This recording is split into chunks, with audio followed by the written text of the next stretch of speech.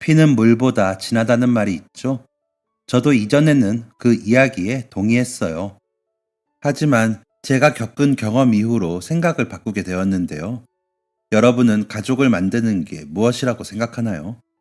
부모가 자녀를 낳았을 때, 결혼했을 때, 예전에는 보통의 가족이란 이런 구성을 이야기했었죠. 하지만 시대의 흐름에 따라 요즘은 다양한 가족의 형태가 생겨났어요. 우리 가족 역시도 남들과는 조금 다른 특별한 사람들로 구성된 가족이죠. 저희 친아빠는 제가 8살쯤 돌아가셨어요. 그때부터 엄마나 두 사람이 지냈으니 이전에도 우리 집은 남들과는 조금 다른 가족이었네요. 제가 기억하는 아빠는 무척이나 다정한 사람이었어요. 엄마에게도 너무 좋은 남편이었고 제게는 훌륭한 아빠였죠. 계절에 따라 산으로 들로 틈틈이 여행도 데리고 다니셨고 요리하는 걸 좋아하셔서 시간이 날 때는 맛있는 것도 많이 만들어 주셨어요. 소희야, 아빠가 돌아가셨어. 그날도 평소와 같이 아침 일찍 아빠의 손을 잡고 학교에 갔는데 3교시가 채 끝나기도 전에 엄마가 데리러 오셨죠. 너무 갑작스러운 이야기였어요.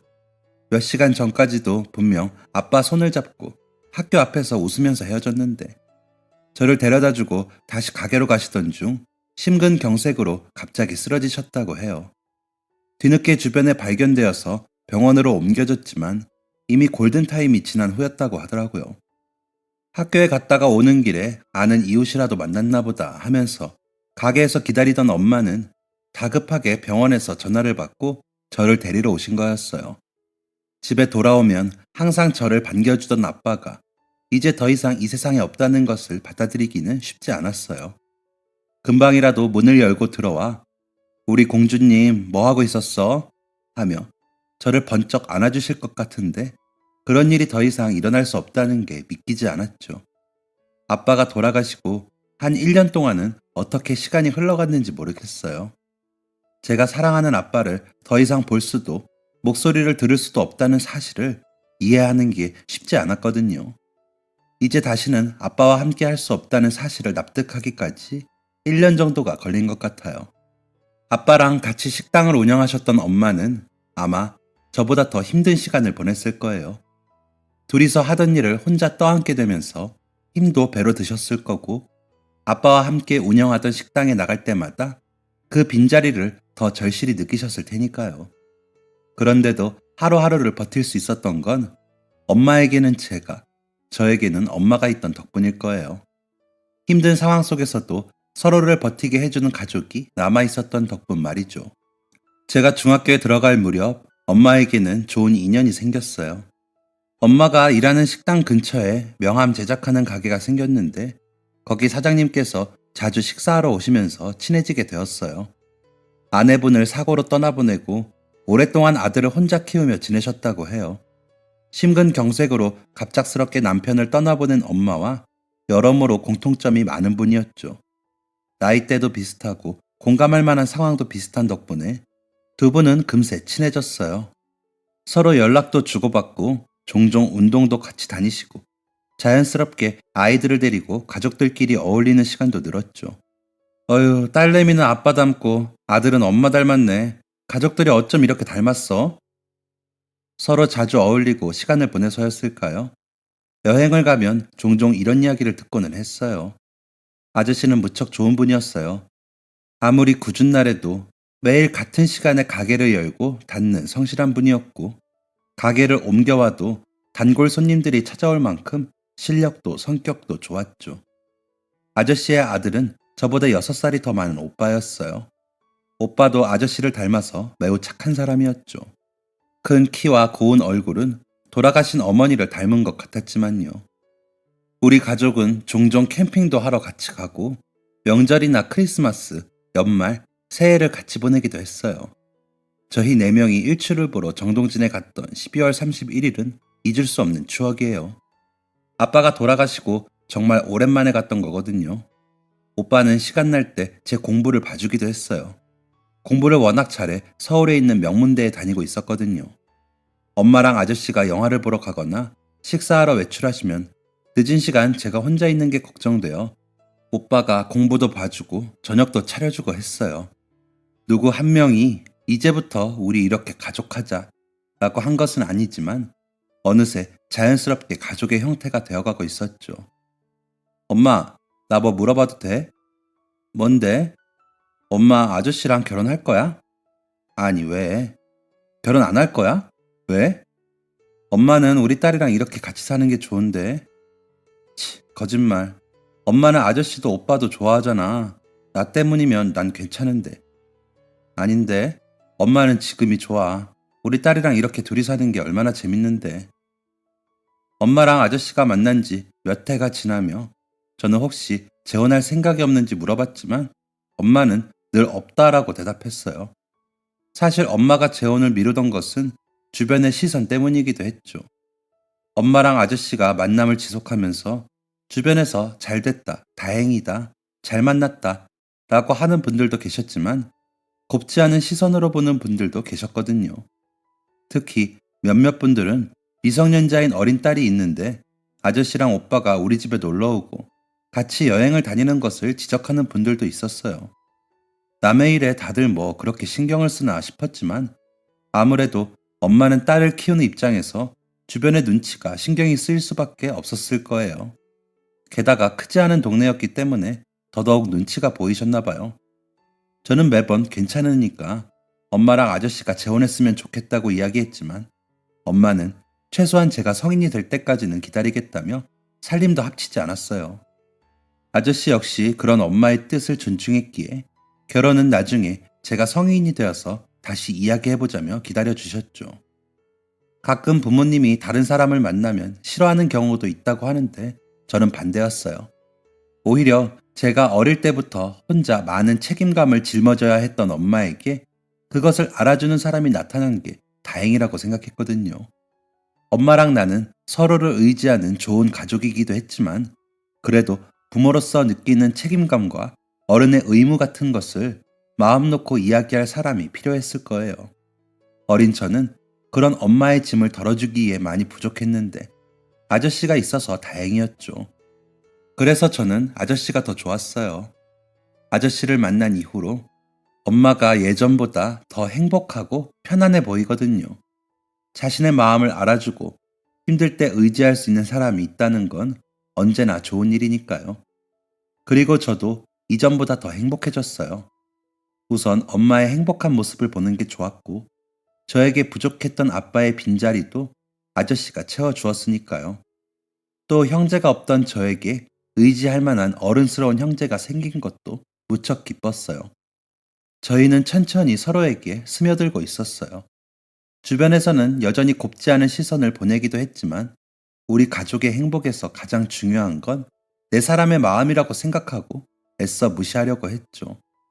그렇게 시간이 흘러 저는 성인이 되고 대학에 합격했어요. 그 사이 오빠는 군입대했고 제 대학 입학을 축하하기 위해서 휴가를 써서 나왔죠.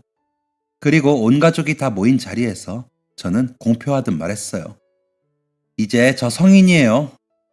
축하해 우리 딸. 예쁘게 잘 자라줘서 정말 고마워. 축하한다 소희야. 대학 입학도 너무 축하해. 그래도 서울 안에 있는 대학 간 걸 보니까 오빠가 공부 가르쳐준 보람이 있지. 그래서 말인데 제가 성인 될 때까지 미룬다던 엄마랑 아저씨 결혼 다시 이야기해보면 어떨까 싶어요. 어? 엄마랑 아저씨는 화들짝 놀라며 멀뚱히 저를 바라봤어요. 예전에 그랬잖아요. 제가 어른 되면 다시 생각해 보신다고. 이제 저도 성인이니까 두 분 다 진지하게 얘기해보면 어떨까요? 맞아. 벌써 두 분 연애만 몇 년째예요. 전 결혼한다고 하면 완전 찬성인데. 얘들아, 서로 어려운 일 있으면 돕고 축하할 일 있으면 이렇게 함께하고 저희 그 어떤 가족보다 더 가족 같잖아요. 그거 알아요? 식구는 집안에 같이 살면서 밥을 같이 먹는 사람을 이야기한대요. 우리 가족은 오랫동안 했으니까 이제 식구가 되는 거 어때요? 혹시 아저씨랑 오빠가 불편하면 저는 따로 자취해도 되니까. 엄마랑 결혼은 진지하게 생각해 보셨으면 해요. 소희야, 그럴 리가. 너만 괜찮다면 아저씨는 엄마랑 결혼해도 다 같이 살았으면 좋겠어. 아저씨랑 오빠 때문에 네가 엄마랑 사는 집에서 나가다니. 그건 정말 말이 안 되잖니. 근데 넌 정말 괜찮겠니? 저야 아저씨랑 오빠가 같이 살면 좋죠. 이제 장 보고 무거운 거 있으면 편하게 맡길 수도 있고요. 그렇지만 나는 너희 엄마 의견이 제일 중요하다고 생각해. 당신은 어때? 나는 너무 갑작스럽네. 그치만 결혼 이야기는 소희가 전부터 말했던 거기도 하고 다른 가족들 뜻이 어떤지 알았으니까 차차 이야기 나눠보도록 해요. 진짜? 진짜야, 엄마? 그럼 긍정적으로 생각해보는 거다. 아이고, 알았어. 얘도 참. 늙은 아줌마 결혼에 뭐 이렇게 진심인지 참. 저도 너무 좋은데요. 마음 맞는 사람들이 한 집에 사는 게 얼마나 기쁜 일인데요. 저도 늘 두 분이 함께 하시면 좋겠다고 생각했어요. 그렇게 두 분은 본격적으로 결혼 이야기를 하기 시작했어요.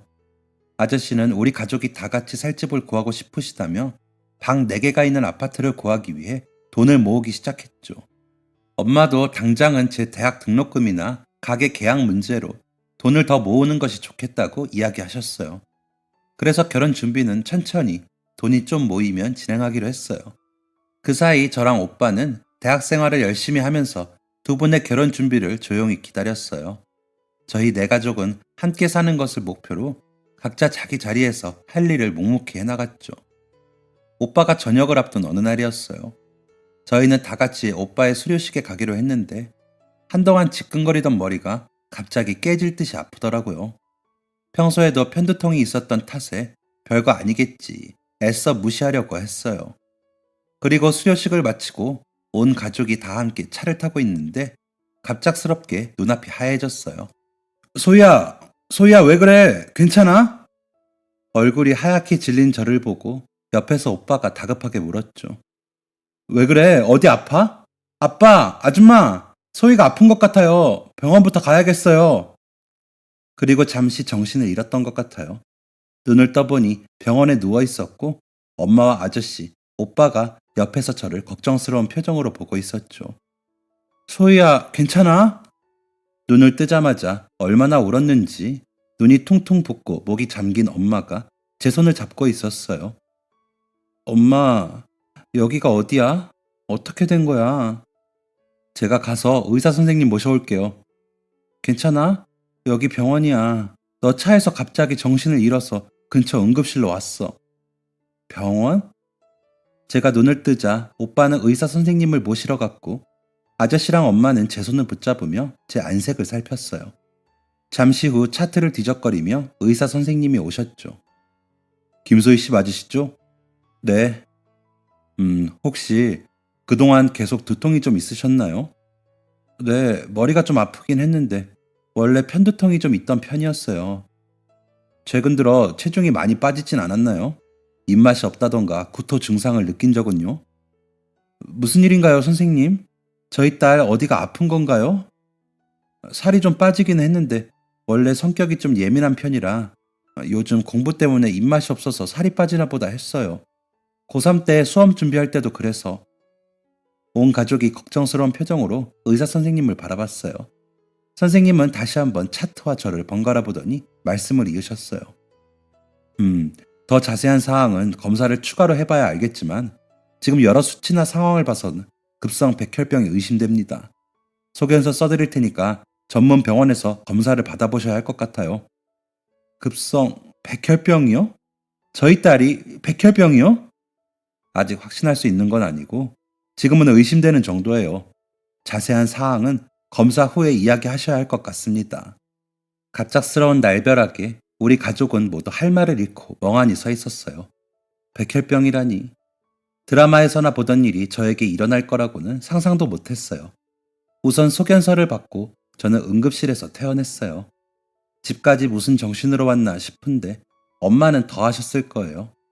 이미 심장병으로 남편을 잃었는데 하나뿐인 딸까지 백혈병이라니. 차를 타고 집에 오는 동안 그 누구도 말을 이을 수 없었어요. 그렇게 침묵이 감돈 채 저희는 집으로 돌아왔죠. 저는 제 방으로 들어갔고 어렴풋이 엄마 방에서는 우는 소리가 들려왔어요. 그리고 며칠 후 백혈병으로 유명한 전문 병원에 예약하고 방문을 했어요. 혈액 검사부터 골수 검사, 유전학 검사 등 이름도 생소한 다양한 검사들을 받았어요. 검사가 진행되는 동안 머릿속에서는 수많은 생각이 스쳤어요. 드라마에서 보면 백혈병에 걸리면 다들 죽던데 나도 그렇게 되는 걸까? 내가 죽으면 우리 엄마는 어떡하지? 아니야, 그냥 두통이 심해진 걸 거야. 의사 선생님이 너무 심각하게 판단하신 거겠지. 그런 생각들을 하며 검사를 마치고 밖으로 나오자 초조한 얼굴의 엄마와 아저씨, 오빠가 보였어요. 뭐야, 누가 보면 초상집인 줄 알겠네. 벌써 그런 표정들 하기야? 울고 있는 엄마와 밤새 잠을 못 잤는지 다크서클이 턱까지 내려온 아저씨와 오빠를 보며 저는 일부러 더 밝게 이야기했어요. 아휴, 얼굴 보니까 안 아픈 사람도 아프겠다. 다들 표정 좀 풀어. 나 멀쩡해, 응? 애써 웃어 보이는 저에게 아저씨는 억지로 웃으며 저를 토닥여 주었어요. 고생 많았어, 소희야. 검사 많이 힘들었지? 이제 밥 먹으러 갈까? 오늘은 소희가 먹고 싶은 거로 먹자. 그래, 오늘은 내가 특별히 양보할게. 소희 뭐 먹을래? 전역한 지 얼마 안 된 사람이 먹고 싶은 게 더 많겠지. 오빠가 골라. 내가 봐줬다. 야야, 나는 휴가 나올 때마다 먹고 싶은 거 실컷 먹었어. 네가 골라. 그래? 그럼 오늘은 외식하지 말고 나 엄마가 만들어준 김치찌개 먹고 싶은데 어때? 혼자 소리 죽여 오느라 한마디도 없다는 엄마 팔에 매달리며 저는 일부러 더 애교스럽게 이야기했어요. 아니다. 오늘은 라면 살이랑 햄까지 팍팍 넣고 부대찌개. 엄마가 만든 칼칼한 부대찌개 먹고 싶다. 해줄 거지? 그래.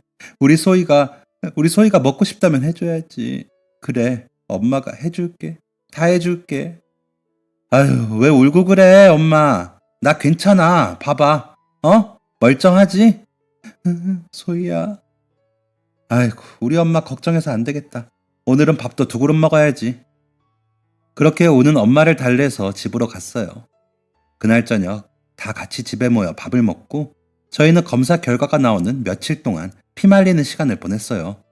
그리고 마침내 병원에서 연락이 왔죠. 결과는 백혈병이었어요. 잘못 울린 알람이기를 바랐지만 결과는 예상을 벗어나지 않았죠.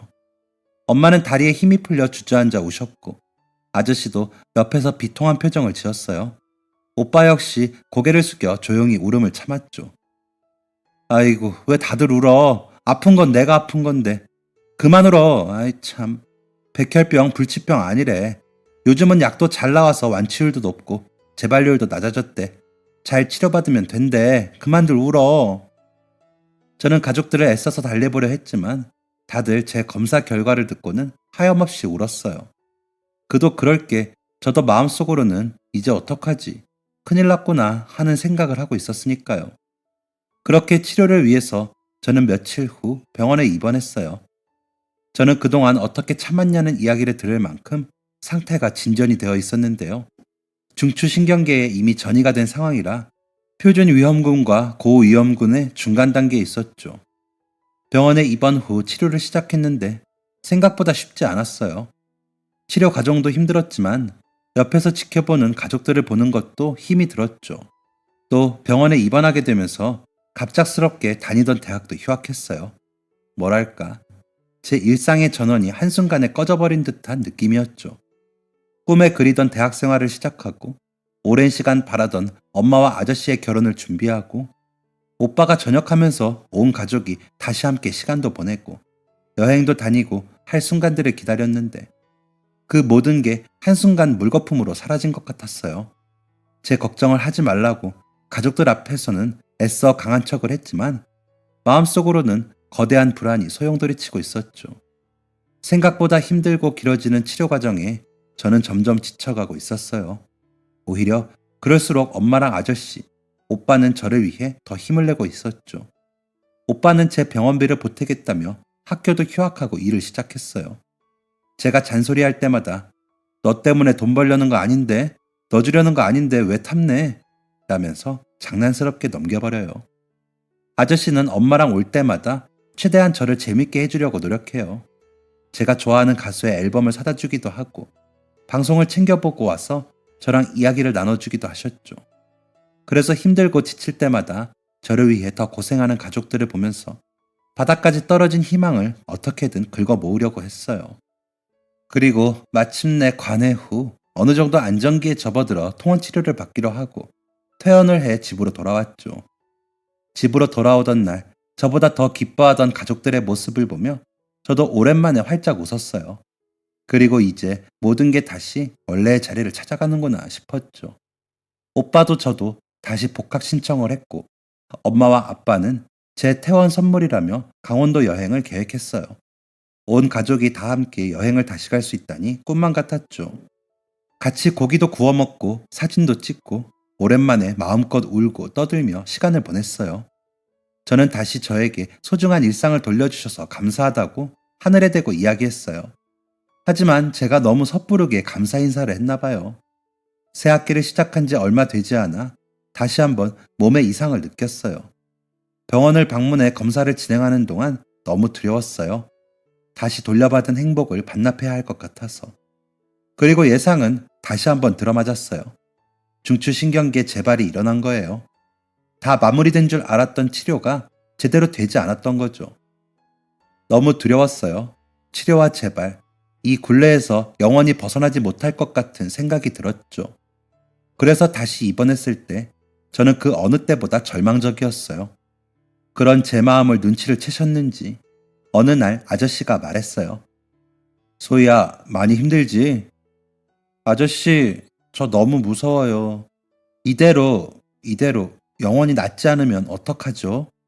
소희야, 엄마랑 아저씨는 이미 사랑하는 사람들을 한 번 떠나보냈어. 너무 마음이 아프고 힘든 시간이었단다.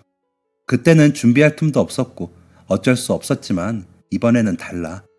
이번에는 우리가 어떤 질병인지도 알고 있고 치료법도 있잖니. 엄마랑 아저씨랑 오빠가 어떻게 해서든 우리 소희 낫게 해줄 거야. 약속할게. 그 어떤 방법을 쓰든 다시는 사랑하는 사람을 잃지 않을 거란다. 그러니까 소희도 많이 아프고 힘들고 지치겠지만 포기하지 말아주렴. 우리도 최선을 다해 소희가 나아질 수 있도록 노력할 테니까 소희도 힘내서 버텨줘. 알았지? 아저씨 말이 맞아요. 엄마는 이미 아빠가 돌아가셨을 때 많이 힘드셨을 텐데 저까지 일어서는 안 됐죠. 저는 아저씨의 말에 다시 한번 힘내서 치료를 받았어요. 반드시 나아야겠다. 꼭 이겨낼 거다. 그런 다짐을 수십 번씩 했죠. 치료는 거듭해서 실패했지만 지치고 힘들 때마다 가족들을 보면서 어떻게든 이를 악물었어요. 하지만 계속해서 치료는 실패하고 재발을 반복했고 이식 수술도 받았지만 소용이 없었죠. 두 번째 이식 수술이 실패한 다음 다들 티는 내지 않았지만 어쩌면 앞으로도 계속 이렇게 증세가 계속되다 결국은 회복하지 못할 수 있겠다고 생각했어요. 병원에서도 어느새 치료보다는 더 이상 제가 아프지 않도록 하는 것에 집중했죠. 엄마랑 아저씨는 아픈 딸을 두고 재혼할 수 없어 오랫동안 꿈에 그리던 재혼도 다시는 이야기를 꺼내지 않았어요. 엄마, 아저씨, 있잖아. 혹시나 만약에 내가 이 세상에 없어도 그래도 엄마랑 아저씨는 꼭 재혼했으면 좋겠어. 소희야, 그게 무슨 말이야? 네가 왜 세상에 없어? 엄마가 너 지켜줄 거야. 약속해. 두 사람은 꼭 행복하겠다고. 결혼해서 오래오래 같이 행복하겠다고. 소희야, 아저씨랑 약속했잖아. 우리 힘내기로. 아저씨, 우리 엄마가 싫다고 해도 꼭 결혼식도 하고 신혼여행도 가요. 엄마 많이 울면 옆에서 잘 달래주고 오랫동안 슬퍼해도 화내거나 짜증내지 말고 계속 잘 위로해줘요. 오빠가 제 핑계대고 엉엉 울면 제가 하늘에서 다 보고 있다고. 저 때문에 온다고 나중에 실컷 놀릴 거라고 전해줘요. 그리고 아저씨도 많이 울지 않기로 약속해요. 그동안 아저씨 친딸도 아닌데 너무 고생했잖아요. 너무 힘들게 간호하고 돈도 많이 쓰고. 미안해요, 아저씨. 미안하긴 뭐가 미안해, 네가. 소희 너한테 쓰는 돈은 하나도 아깝지 않아. 그리고 왜 다 끝난 듯이 말하니? 아직 포기하면 안 돼, 소희야. 아저씨랑 엄마 절대로 너 포기 못해. 그러니까 그런 말 하지 말렴. 에이, 이 나쁜 기집애야. 왜 그런 말을 해? 엄마가 이렇게 너 지키고 있는데. 어딜 엄마보다 먼저 떠난다 그래? 절대 안 돼. 절대. 소희 너 엄마가 그렇게 안 둘 거야. 그러니까 너도 그런 말 하지 마. 어? 엄마, 미안해. 울지 마. 미안해. 내가 아파서 미안해. 엄마한테 또 이런 아픔 겪게 해서 미안해. 그러던 중 기대하지 않았던 희소식이 들려왔어요. 다른 백혈병 치료가 듣지 않는 사람들을 위한 주사가 개발됐다는 이야기였죠. 미국에서 개발된 주사는 한 번만 맞으면 그동안 치료가 어려웠던 환자들에게도 희망이 있다고 했어요. 계속해서 치료를 실패한 저 같은 환자에게는 정말 꼭 필요한 주사였죠. 선생님, 옆에 병실에서 들었는데 백혈병 주사가 도입되었다면서요. 아, 네, 맞습니다. 저희 애도 맞을 수 있나요? 언제 맞을 수 있나요? 엄마와 아저씨는 소식을 접하자마자 주치의 선생님께 물었어요. 하지만 왜인지 선생님은 확실한 대답을 하지 않은 채 난감한 표정을 짓고 계셨죠. 그게 어머님, 아버님, 그리고 환자분. 그것만 맞으면 나을 수 있다는데 언제부터 가능한가요? 네? 아버님, 우선 진정하시고요. 검사를 다시 한번 더 자세히 해봐야겠지만 지금까지의 결과를 봐서는 소희 씨가 충분히 맞을 수 있는 주사입니다. 세상에. 그럼 저희 애도 그것만 맞으면 낫는 건가요? 지금까지의 임상 결과로 봤을 때는 그럴 가능성이 높습니다.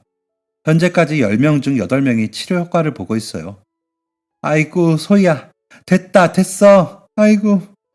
다만, 한 가지 큰 문제점이 있어요. 뭔가요? 비용입니다. 주사 비용이. 아이고, 선생님. 우리 소희를 위해서라면 돈은 얼마가 들어가든 상관없어요. 소희만 나을 수 있다면 괜찮습니다. 그래서 얼마인가요? 당장 내겠습니다. 언제 맞을 수 있나요? 의사 선생님은 잠시 망설이더니 말을 이었어요. 그게 현재 건강보험 적용이 안 되기 때문에 3억 3천 정도입니다. 3억 3천이요? 충격적인 금액이었어요. 아무리 기적 같은 치료제라지만 3억 3천이라니 말도 안 되는 금액이었습니다. 안 받을래? 나 안 받을 거야. 소희야. 선생님, 저희가 상의해보고 답해드려도 될까요? 네, 천천히 생각하세요. 그 누구도 선뜻 이야기할 수 없었습니다. 3억 3천이란 너무 큰 숫자였어요. 지금까지 병원에 입원해서 치료며 수술이며 받는 동안 쓴 돈도 어마어마한데 거기에 웬만한 아파트 가격인 금액을 더 드릴 수는 없었어요. 나 안 받을래. 10명 중 8명이라잖아. 100%도 아니야. 내가 효과 없는 2명이면 어떡해. 난 이미 마음 정리도 거의 다 됐어. 그냥 운명이니 하고 받아들이자. 소희야, 그래도. 됐어. 엄마도 잊어버려. 우린 이런 치료제 못 들은 거야. 아저씨는 아무 말도 하지 않더니 혼자 병원을 나갔습니다. 저는 아저씨도 결국 다 포기하는 거구나 생각했어요. 그리고 며칠 후 의사 선생님이 축하한다며 병실을 찾으셨어요. 네? 뭘 축하해요? 아직 이야기 못 들으셨어요? 검사 끝내고 이번 달 안에 주사를 맞을 수 있을 거예요. 네? 무슨... 아버님이 아직 이야기하지 않으셨나 보네요. 며칠 전에 병원 오셔서 주사 진행하시겠다고 하셨어요. 비용도 다 준비되셨다고요. 네? 그날 오후 병원을 찾아온 아저씨에게 어떻게 된 일인지 물었어요. 소희야, 아저씨는 소희가 중학생 때 만났을 때부터 너를 남이라고 생각한 적이 한 번도 없어. 너희 엄마를 만나고 너를 알게 된 후로 항상 너를 우리 원우처럼 내 자식이라고 생각했다. 아저씨에게는 너도 원우도 똑같은 자식이고 가족이야. 원우가 아팠다고 해도 너희 엄마가 아팠다고 해도 몇 번이고 같은 결정을 내렸을 거야. 돈은 또 벌 수 있지만 가족은 한 번 잃으면 2번 다시 돌릴 수 없잖니. 그건 너도 잘할 거야.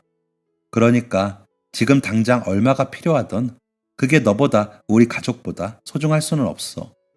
그동안 모아둔 돈으로 해결한 거니까 너는 걱정 말고 치료에 전념하렴. 그게 우리 가족을 위해 네가 해줄 몫이란다.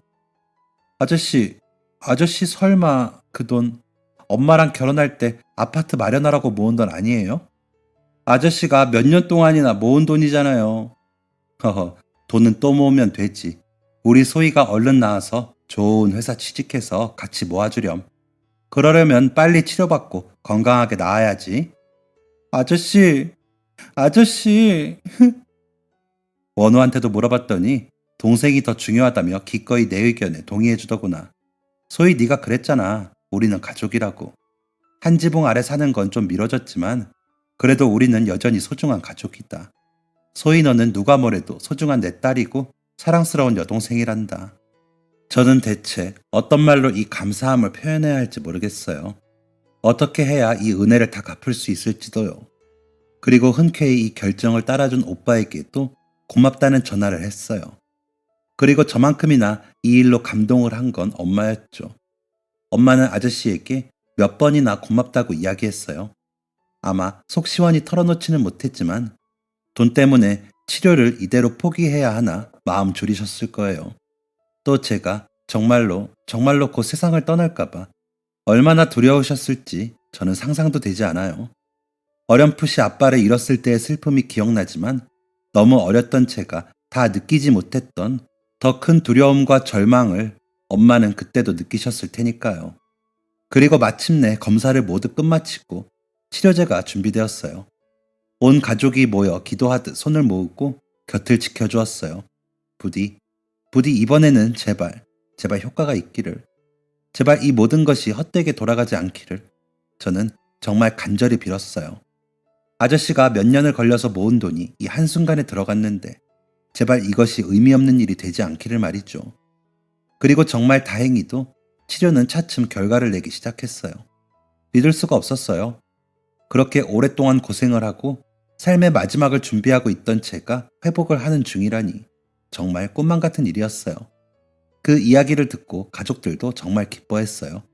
다들 그렇게 활짝 웃는 모습은 오랜만인 것 같아요. 오빠는 유명 대기업에 입사했을 때보다도 이 소식을 더 기뻐했어요. 그리고 마침내 저는 정말 오랜만에 병원에서 퇴원할 수 있었어요. 현재 상태로는 완치에 가까운 것을 확인했고 앞으로는 통원 치료를 통해 상태를 파악하기로 했어요. 정말 오랜만에 제 방 침대에 눕던 순간이 기억나요. 사실 마지막으로 입원했을 때 저는 다시는 이곳으로 돌아올 수 없을 거라고 생각했어요. 침대 옆 서랍을 열자 그런 생각으로 제가 써두었던 마지막 편지. 아니, 사실상 유서가 보였어요. 점점 가능성이 없다고 생각해 제가 미리 써둔 거였죠. 그 안에는 가족들에게 미안하다, 사랑한다는 그리고 저 때문에 미뤄두었던 결혼을 엄마랑 아저씨가 꼭 했으면 좋겠다는 내용이 적혀 있었어요. 그 후 시간은 흘러 그동안 약해졌던 몸도 점차 회복을 해갔고 다행히 병원을 방문할 때도 다른 이상 증세는 보이지 않았어요. 아저씨 덕분에 저는 그대로 종료될 줄 알았던 제 인생의 2막을 시작하게 된 거죠. 그래서 저는 가족들에게 보답하기 위해 하루하루를 더 열심히 살았어요. 공부도 열심히 했고 당장 무리할 수는 없지만 틈틈이 알바도 시작했어요. 똑똑. 네? 소희 시간 있니? 오빠! 명절을 앞두고 선물 세트를 가져왔다며 오빠가 집에 놀러 왔어요. 요즘 학교 다니는 건 어때? 재밌어. 예전에는 공부하는 게 그렇게 힘들기만 하더니 요즘은 그냥 학교 다니고 수업 듣고 하는 게 다 재밌어. 이번에 장학금 받았더니 더 재밌어지는 것 같아. 오빠는 회사 생활 어때? 아유, 직장은 뭐 다 그렇지. 그냥 열심히 다니지. 소희야, 너 혹시 전에 서랍에 넣어둔 편지 기억나? 어? 사실 너 병원에 입원해 있을 때 엄마가 네 방에서 너가 쓰던 머리빗 좀 찾아달라고 해서 찾다가 그 편지를 발견했어. 그리고 나도 모르게 내용까지 읽었어. 괜찮아. 사실 그거 가족들이 발견했으면 하는 마음에 남겨둔 거였으니까. 그때는 내가 얼마 남지 않았다고 생각했으니까. 미안 오빠. 읽고 오빠 마음도 많이 안 좋았을 텐데. 아니야. 그렇게 힘든 투병 생활 나라면 못 견뎠을지도 몰라. 네가 그런 준비를 했던 것도 이해해. 그리고 네가 마지막 순간까지 아빠랑 아주머니가 결혼하는 걸 바랬잖아. 맞아. 근데 지금은 내 치료비 때문에 두 분 다 말씀은 하지 않으시지만 그것 때문에 결혼을 미루시는 것 같아. 아마 두 분 다 서로 최대한 준비하고 갖춰서 서로에게 부담 주지 않게 결혼식을 준비하고 싶으셔서 그런 것 같아. 사실 나도 오랫동안 아빠랑 아주머니가 결혼하는 걸 바랐어. 두 분이 너무 잘 어울리는 인연이라고 생각했고 앞으로 나도 독립하거나 결혼을 할 수도 있고 너도 그런 상황이 올 수 있잖아. 그때 두 분이 함께 살면서 의지가 되면 참 좋겠다고 생각했거든.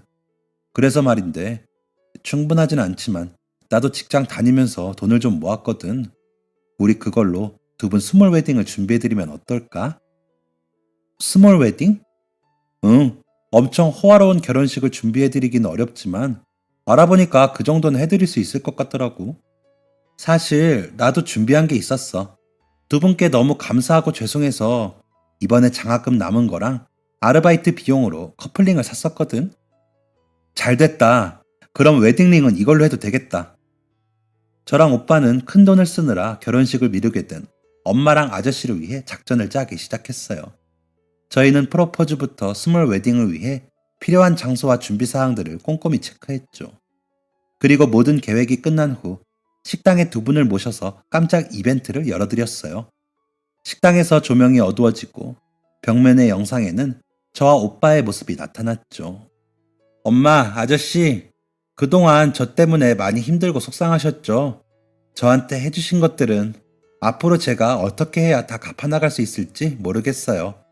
그리고 특히 아저씨, 저를 위해서, 엄마를 위해서 그동안 참 많이 애써주셨는데 오랫동안 꿈꿨던 결혼까지 저 때문에 미루게 되어서 너무 죄송해요.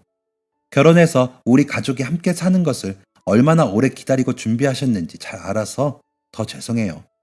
계획하셨던 거에는 훨씬 미치지 못하겠지만 그래도 저랑 오빠가 두 분을 위해서 준비했어요. 그렇게 오빠랑 카운터에 맡겨두었던 커플링을 두 사람에게 보여주었어요. 두 분은 너무 얼떨떨하고 감격한 나머지 이게 다 무슨 일인가 싶었죠. 얘들아, 이게 다 아빠, 뭐든지 잘 준비되어야 일을 진행하는 분이란 걸 알아서 이번 기회를 놓치면 또 언제쯤 아주머니랑 결혼하게 될까 싶었어. 근데 아빠도 아주머니도 그리고 나랑 소희도 이미 우리가 가족이 될 마음의 준비는 다 끝냈잖아. 그러니 그런 형식이나 준비는 꼭 완벽하지 않아도 된다고 생각해. 그래서 소희랑 내가 준비했어. 얘들아, 엄마, 그동안 나 때문에 고생 많았지? 이제는 엄마가 나 때문에 슬프고 마음 아파서 우는 거 말고 너무 행복하고 기뻐서 우는 일만 있게 할게. 두 분, 그러니까 이제 제발 결혼해요. 우리 가족은 다 같이 부둥켜 안으면서 한참을 울고 웃었어요. 그리고 그동안 저희가 계획한 내용을 들으시더니 너무 기뻐하셨죠.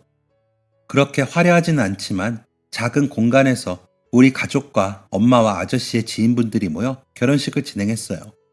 오랜만에 하얀 옷에 화관을 쓰고 꽃다발을 들고 있는 엄마의 모습은 눈부시게 예뻤죠. 턱시도를 빼입고 머리를 바짝 세운 아저씨는 긴장한 표정이었지만 또 기쁘고 설레는 표정이기도 했어요. 그렇게 두 사람은 정말 너무나도 오랜 세월이 지나서야 마침내 연애의 끝을 맺게 되었죠. 그 과정을 오랫동안 지켜보았던 지인들도 이제는 곱지 않은 시선 대신 진심을 담아 축하하고 행복을 빌어주었어요. 저도 그동안 저 때문에 미뤄진 결혼이 마침내 결실을 보게 되어서 너무 행복했어요. 그리고 평소에 꿋꿋하던 오빠도 그날은 옆에서 눈물을 훔치더라고요. 결혼식이 끝난 후 오빠는 센스 있게 괌으로 신혼여행까지 준비했어요. 두 분 다 아주 오래전부터 혼자 애들을 키우고 또 일하느라 바쁘게 지내고 몇 년 전부터는 아픈 딸을 케어하느라 그나마 다녔던 국내 여행도 못 다니셨으니까요. 엄마는 처음 가는 해외여행이라며 아이처럼 기뻐하셨어요. 원우야, 고마워.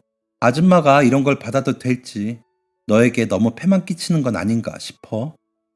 저희는 가족이잖아요. 아들한테 이 정도는 충분히 받으셔도 된다고 생각해요. 그리고 아빠랑 살면서 맨날 즉석밥에 맛없는 반찬이나 마트에서 사먹는 반찬으로 끼니를 때우기 일쑤였는데 아주머니 덕분에 정말 오랜만에 따뜻한 밥을 매일 먹었어요. 저야말로 친아들도 아닌데 늘 신경 써주고 챙겨주셔서 항상 감사했어요. 수능날 새벽부터 도시락 싸서 가져다 주시고 그 추운 날에도 맛있는 거 먹이겠다며 그 먼 길을 부대까지 와주시고 거기 있던 병사 중에 아마 아주머니께서 제일 많이 면회를 오셨을 거예요. 정말 앞으로도 잊을 수 없을 거예요. 저희 아빠 아팠을 때 밤새 간호해 주시던 것도 정말 감사하고 감사한 일은 제가 오히려 더 많아요. 또 맨날 아파서 속썩이기는 하지만 귀여운 여동생까지 생겼잖아요. 저는 우리 가족이 정말 좋아요.